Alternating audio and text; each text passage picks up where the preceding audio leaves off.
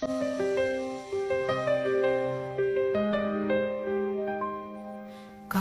dağlarında sərinlik əsir. Bu torpağın gözəlliyi dillərdə danışır. Dağların zirvəsindən axan təmiz su. Bu gözəl şəhər bir cənnət qoxusu.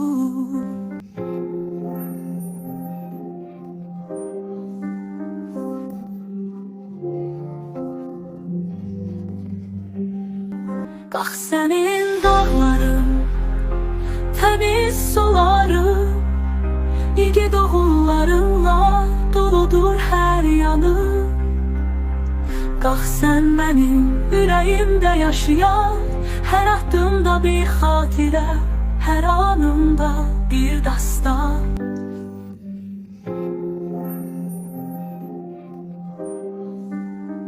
Qağın dağlarında sərinlik əsir.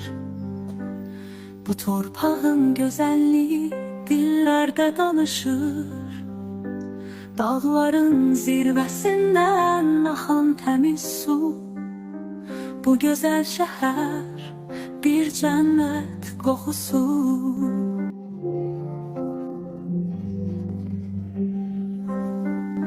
Qax sənin dağların, təmiz suların, igid oğullarınla doludur hər yanı.